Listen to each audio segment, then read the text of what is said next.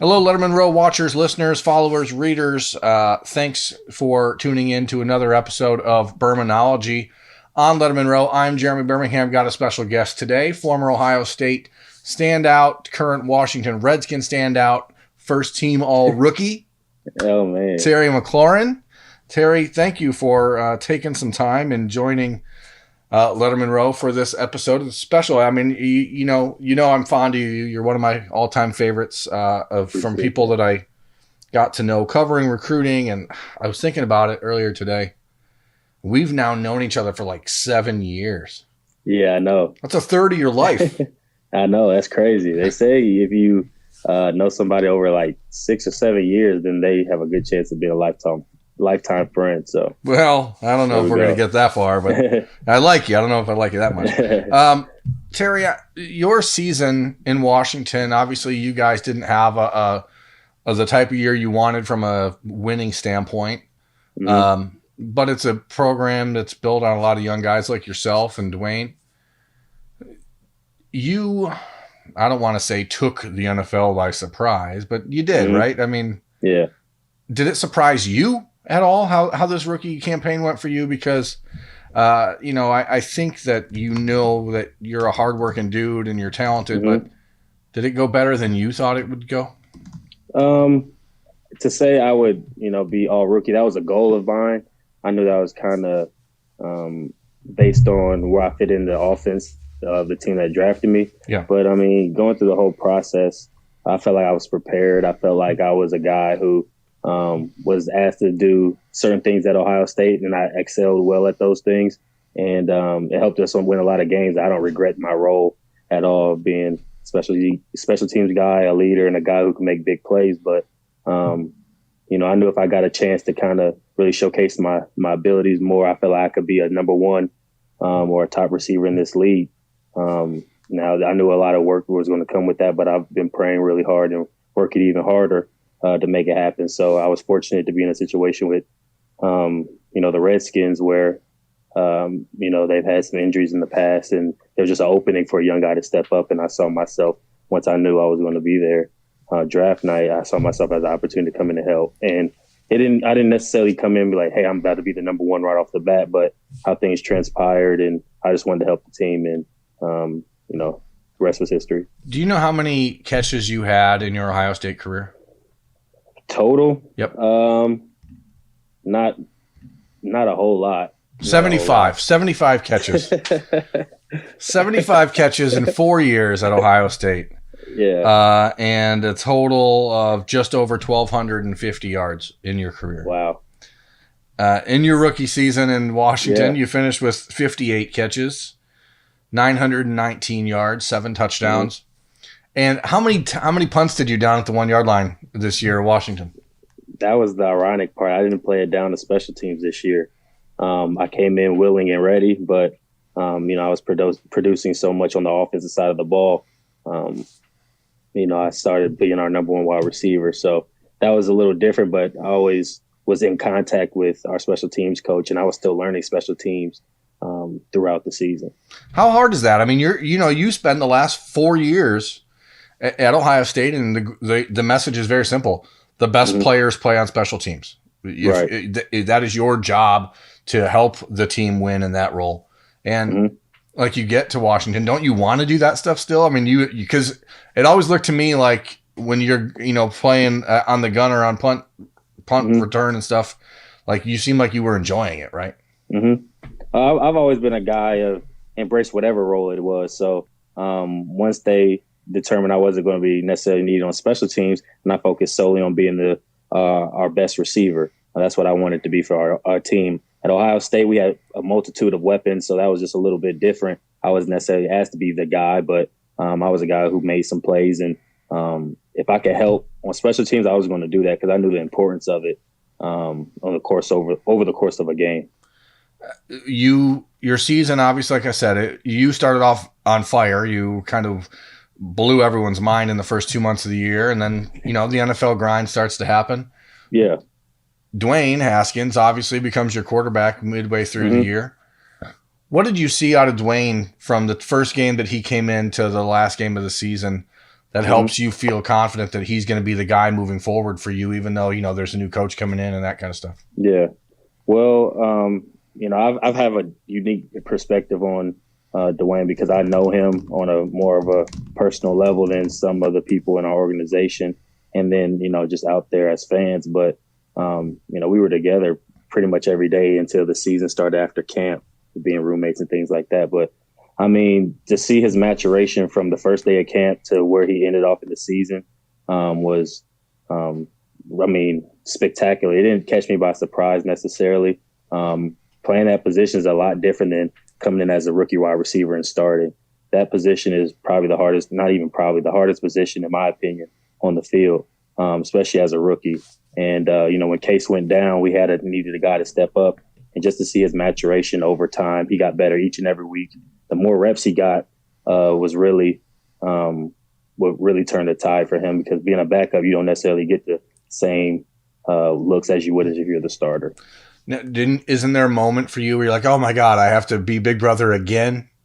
Like, were you looking forward to that? Like, you're both rookies, but here you are. Obviously, you have more of a veteran presence. I don't know, just because 5 years of college ball as opposed to one real year of playing for Dwayne. Like, was that part of the Redskins organization, thinking to say, hey, Terry, you need to bring this guy along? I don't want to speak for them. Obviously, like I said, there has been some changes in the organization there, but was that part of it? I can't say that officially, but hopefully they saw myself as a guy who was a leader and respected amongst my peers at Ohio State and my quarterback, Dwayne, at the time. And, like you said, while we're still rookies, I kind of have people say I have an old soul. So I kind of tried to encourage him as much as possible because, our roles were different at Ohio State. And now, I was a starting receiver, but that's still my guy. And he wasn't necessarily starting yet. But he continued to work. He continued to try to keep his head down and get better. And I just tried to encourage him where I was. But at the same time, when I felt like, he could do more and give us more, I was challenging him. I felt like he tried to do the same for me. Oftentimes, we kind of try to coddle the people that we care about. But honestly, we just needed the truth. So he's told me the truth. I told him the truth in situations. And I can't be more proud of where he is. Speaking, quarterbacks at Ohio State, you came in with Braxton Miller as the guy you thought was going to be the starting quarterback your freshman season. Right. Braxton tears his shoulder. JT steps up. JT breaks his ankle. Cardale steps up. You win the national championship. Cardale's the starter. Then JT's the starter. Braxton's now playing wide receiver. JT gets a silly Halloween issue. Cardale's the starter. 2 weeks later, JT's the starter.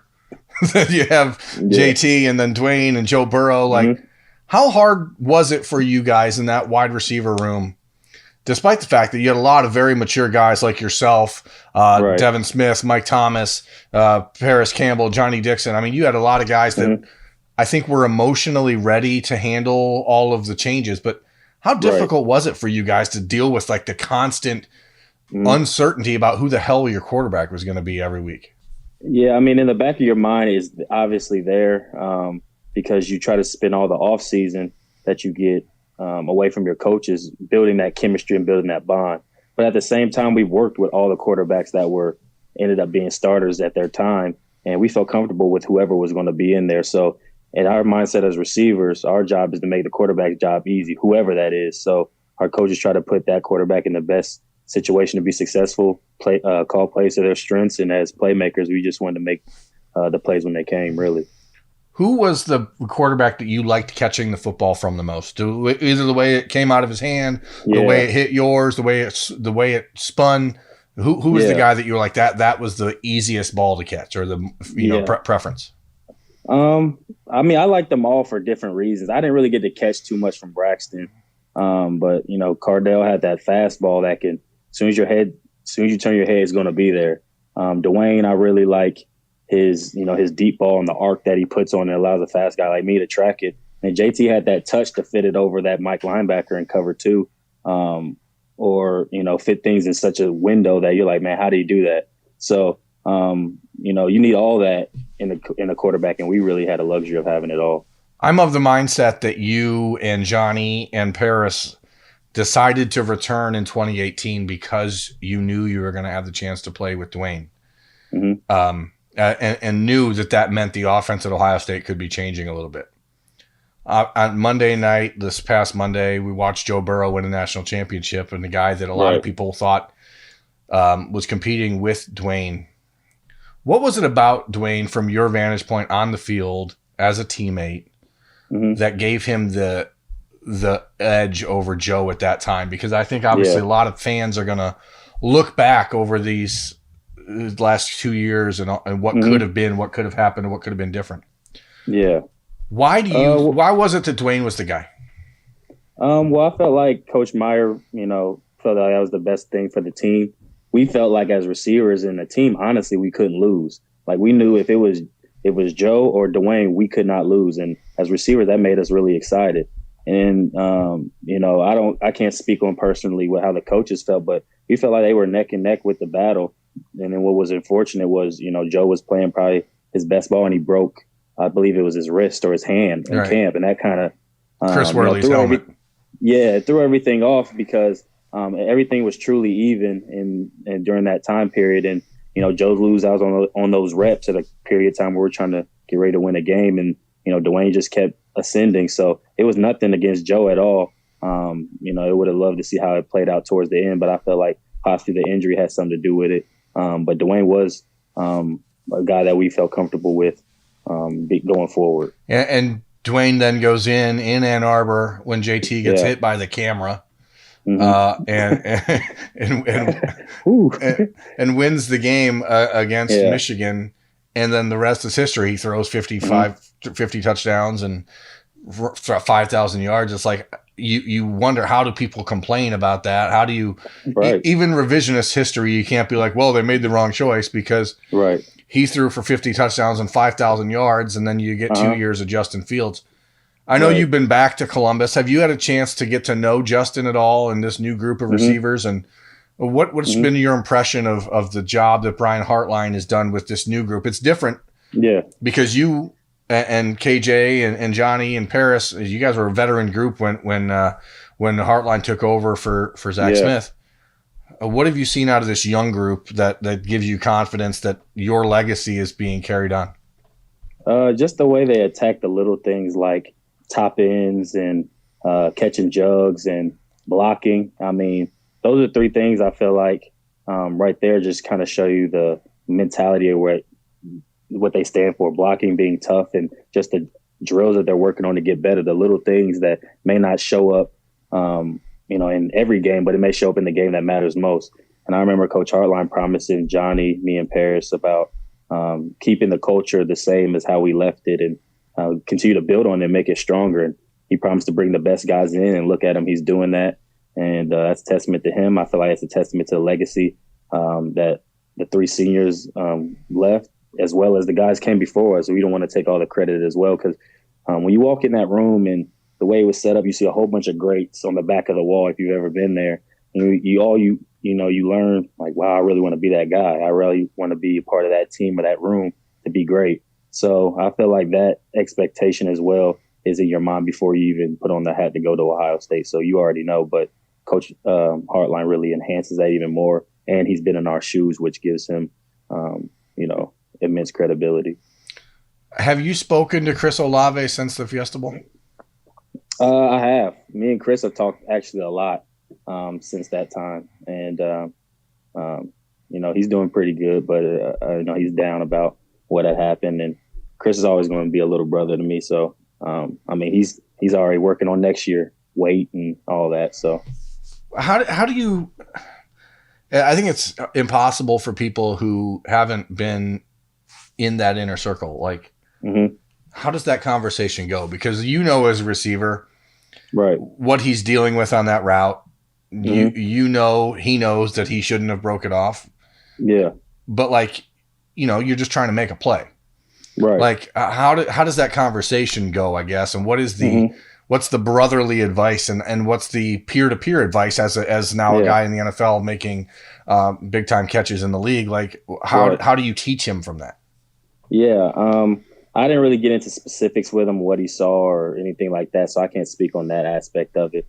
But in the receiver's mind, you're just trying to make a play at the end of the day. You know, I can't tell you the look, I can't tell you the play, anything like that. But I know you got two guys, a guy like Justin, who was going to his favorite receiver, that he has great success with, Chris.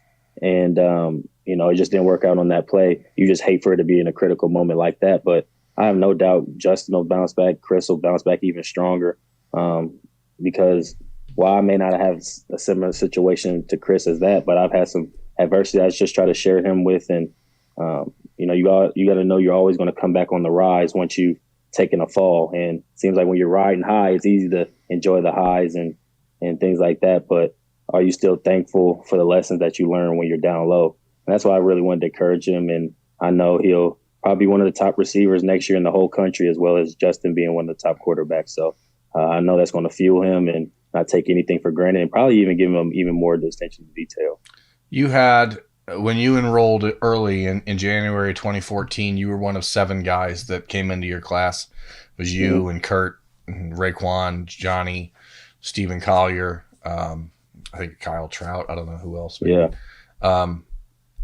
That group, you guys became so important to the fabric of the program, which was rare because true freshmen coming in generally don't include game changers or difference makers in a program. Right. This year, Ohio State now, 2 weeks ago, welcomed in 14 early enrollees, right? So 15% of the roster is now freshmen who enrolled early, including 4 receivers. Mm-hmm. How valuable was the early enrollment for you? Mm-hmm. How challenging is that for guys to make an actual impact as a freshman? And what is the advice or the life lesson that if you get a chance to sit down and talk to Julian Fleming and G. Scott and Jackson Smith and Jigba and Mookie Cooper and these other freshmen, what do you impart on them? What's the advice? Yeah, well, I'm going to give advice from my perspective because I didn't necessarily come in early. I came in the summer. But the difference that I saw in Curtis and Johnny's game and mine when I first got there was a difference. And you all have hopes and aspirations. And, to be honest, the coaches try to get your mind right and your body right to get there and play right away in the summer. But those guys who could come in and play in the summer as a true freshman, I tip my hat to them because you got to get adjusted to so much as well as classes and things like that. And then perform on a stage such as Ohio State. So I feel like that extra time does give those guys a chance to get acclimated and be ready for, spring ball to get a jump start for camp. So yeah, you get that first opportunity to play in the horseshoe exactly, and know what 75, 80,000 people for a practice feels like. Exactly. But do you wish that Cathedral would have had that opportunity for you? I mean, I know a lot of the private schools around the country don't offer that, and it does make a difference, right? I mean, that's a game-changing moment for a freshman. No doubt it is. And but at the same time, I mean, I felt like when I first got there, I really wanted to come early. And then I saw my journey was really hard at the beginning. I was like, man, I'm glad I got to enjoy being a high school senior and go to my prom and things like that. I felt like that was what was best for me, even if Cathedral would have allowed that. I would have tried, but I think I wouldn't have necessarily enjoyed it like I did. My journey, how it played out. So I think to each is their own. If a guy feels like they can handle it and the coaching staff feels like that as well, then they should be somebody who has that opportunity. But I don't think guys should necessarily feel bad if they don't necessarily get that opportunity as well. Do you ever, I mean, you're in the NFL now, you're done with your rookie season, you are making money to play football. Right. The road you took to Ohio State, and we've talked about it ad nauseum, you and I. And right. Do you ever look back and just shake your head and be like, holy crap, how different could that have been for maybe 2020 as maybe you would have gone to Purdue in the year 2020 if the program back then wasn't where it is now at Purdue or in Indiana. Right. But you went out on a limb and bet on yourself that you would get the Ohio State offer. When you think back on it, what is the one thing that you take away from this entire journey and moving forward? Yeah. What have you learned about yourself, I guess? Just how strong my faith is, one, and two, just good things come to those who work really hard and believe and have faith. I feel like not only in their self or a higher power, but for me, I knew I was a guy who was willing to work hard. I was a guy who was unselfish, and I feel like I brought value to any team or organization. And that challenge that I got from Coach Meyer, I didn't really have any intentions of committing as quick as I did after that. But after my visit and talking to him, and I just knew out of my college experience, guys don't go in knowing what, how do I know is this place perfect for me? But I knew I wanted to be somewhere I was going to be maximized as a person, as a student, and all around, and have a chance to play in the NFL and be around the best. And I wouldn't change my journey at all. So. And now Urban Meyer talks about you like you're Tim Tebow. Like yeah. you're Ohio State's Tim Tebow. Yeah, there's a lot of greats outside of me. Me and Coach Meyer still have a great relationship to this day. But I think it's just the person you try to be in the sense of being yourself, being somebody who's respected and works hard, and people take account to that. And I feel like once I started putting myself to the side, because it's so hard at Ohio State. Everybody wants to be the guy. Right. You come from being the guy at your high school, and but embracing your role, whatever that is on the team, I try to preach that to those guys that I still talk to on the team. You may be the gunner, but be the best gunner. You know what I mean? Because everybody plays an intricate role, and you earn that respect from the other guys by giving 110% to whatever your role is. Did you wear number 25 at Cathedral because of Rocket Ishmael? Nah, to be honest. Do you even know who Rocket Ishmael is? No, I do. He played for Notre Dame. Yeah. I didn't choose that number. It was kind of given to me, and so I kind of just really kept it. And then it's kind of weird now. I kind of wanted it before I got to Ohio State, but somebody had it. So. Well, last thing, Terry, I enjoy talking to you, so I could keep going, but you were recruited by Urban Meyer. The challenge was one thing, right? But like the guy who was your recruiting liaison, your primary recruiter was Kerry Combs, who obviously didn't coach your position. But Kerry's now in the NFL, and I don't know if you played the Titans or not this year, but I'm sure if you did, he would have enjoyed scheming against you. Yeah. Kerry now, there's a lot of rumor, speculation that he may end up back at Ohio State to replace Jeff Hafley. What was it about him that made him so, I don't know, real as a recruiter, that made him someone that you were like, I totally buy in and trust this guy? Yeah. Well, he's genuine, and people just throw real out there. I think he's just genuine. I think genuine is better than being real personally. But he was a guy you knew who had a track record of having success. That was one. A guy who you knew loved you as a person and loved your family and wanted the best for you. And he wasn't going to be easy on you. And it seemed like the guys who he recruited he was harder on those guys even more. Me, Damon Webb, guys like that. And Coach Combs and I still communicate to this day. He congratulated me on, my success of this year and wished me a Merry Christmas. And I congratulated him on the season that they're having. And, a guy like that is invaluable, whether he's your special teams coach, whether he's your quarterbacks coach, whether he's your DB, whatever Coach Combs is, every team needs one. So he's just going to improve your organization and your team. So I hope he does what's best for his family, and I hope it works out for Ohio State and everybody involved. But you can't put words and a price on Coach Combs. Now, well, he just wants to win a Super Bowl maybe before any sort of decisions come up. I guarantee it. Well, look, man, Terry, thank you so much for joining this episode of Birminology and Lettermen Row. We love your success. We're so happy for you. And anytime that you want to swing by the Lettermen Row office when you're in Columbus, let us know. And we would be more than happy to get you some swag, because we can do that now, like we can actually give you stuff now, exactly. As opposed to, but before I couldn't even ask, if I could get you a picture of yourself. So, listen, thanks so much, man. Keep up all the hard work and the success, and we will be in touch. No doubt. I appreciate you guys for having me and all the support you've always given me. And I'm big fans of you guys, and continue to make Ohio State strong. Thanks, Terry. See ya. Appreciate you.